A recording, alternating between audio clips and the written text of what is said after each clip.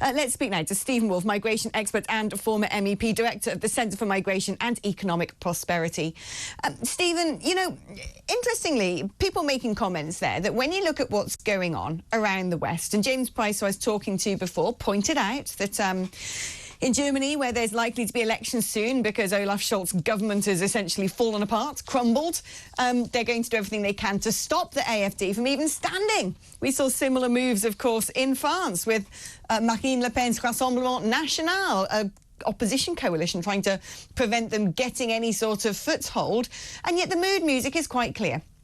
Whether you're looking at Trump, whether you're looking at France, whether you're looking at Italy with Meloni, whether you're looking at Austria, whether you're looking at the Netherlands, whether you're looking at Sweden, Finland, the people of the West have said enough is enough. We do not want infinity immigration. And yet, here we are in Britain, and I really haven't heard a peep from the Labour government about bringing down the levels of legal migration. No. Good afternoon, Alex. And yes, you're right. You're never going to hear anything about the record levels of illegal migration as well as legal migration that is coming into the UK, because the Labour Party are just not interested in actually understanding what real people want. You can hear that in their mood music when you have advisors saying, we don't need any farmers, whilst the government taxes farmers out of existence. You can hear that when they say that Brexit occurred, but we don't care. We're going to get closer negotiations with them. And indeed, looks like they want to try and change it.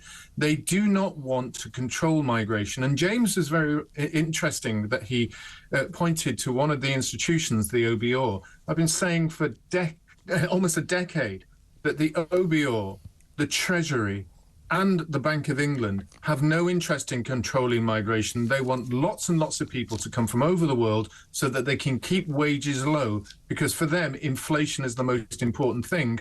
And as long as you get lots of bodies on the ground, you can keep inflation low. I think a lot of people in this country, even when we were spun the narrative that mass migration is good for us, that it increases GDP, which we now know not to be true, particularly as over 300,000 of these brand new dependents in 1 year alone are family members, aka people who aren't working, people who take from the state, don't contribute to the state. Net beneficiaries, if you will, to use a good old European Union lingo. We now know that that's not true, but I think a lot of people in Britain would say, you know, if they were given the choice, things might be a bit tougher financially. You know, you're going to have to get off your bums and if you're sitting on benefits and go back to work because we're no longer going to have lots of migration. I think a lot of people in Britain would take the hit. I think you're probably right on that, Alex, because one of the things that's really interesting about the numbers is, yes, the government has said it's going to increase the amount of money that somebody has to be paid for a visa before they're allowed to come in here, over £30,000. But actually, the reality is that in certain sectors, you can come and stay and work here for £23,000. So what you have a scenario is that, like they have in the US, like this seen in Europe, is we'll import lots and lots of people to come in for these low wages. And yet across the country, we're going, hang on a minute, if we didn't have them, wouldn't those wages have to rise? And business people understand that. The government understands that.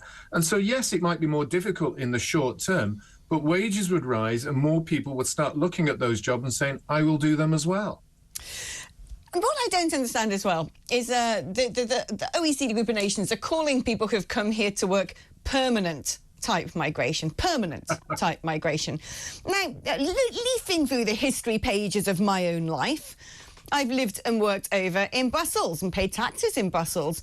I've lived and worked in Kenya. I've lived and worked in Ghana. I've lived and worked in India. I've lived and worked in China. I've lived and worked in lots of other countries. And guess what? I found myself back at home. Why? They didn't give me a permanent type visa. Why on earth, when we have sectors that we might need in the short term, while we say lift the cap on training medics, a lot of people coming to work in the care sector and on the medical front line, Why on earth are we not making these semi-permanent visas where you work here for X amount of time, a season, a year, whatever, and then thank you for contributing to the system, you've been paid well, now go home.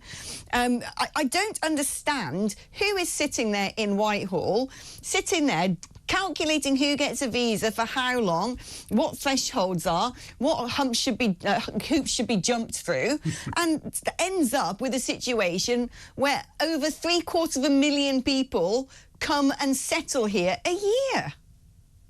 Well, that's this year. We know that roughly last year there was over 1 million. And I was looking at some population figures that I found interesting. From 1066 for the following 700 years, Alex, we only added 5 million people to the population of England. And in that period, we've seen 5 million in the last 10 years. So in 10 years, we've booked 700 years of history. And that comes down to the shallowness and the dishonesty, I think, of people in government, including those organisations we mentioned, the OBO, Bank of England, Treasury, who do not feel the pain or the pressure of large-scale migration at all. Because I think what they do is they're quite happy to receive reasonably well-paid salaries and really improved pensions, which they then can go off and enjoy the rest of their lives with. Whereas every single day in this country, whether it's from your schools, hospitals, the costs of living, people are understanding the impact of large-scale migration. If only they also suffered those costs, then maybe they might actually start thinking about what they can do to stop the large numbers of people coming into this country. Right, it's not only costs, it's the huge changes to the neighbourhood, to the look and feel of town centres, to villages. It's that sense of what we and our ancestors have built is being laid to waste because, frankly, we don't get to be listened to on this issue. Stephen, thank you ever so much. It's always a delight catching up with you. Keep up the brilliant work.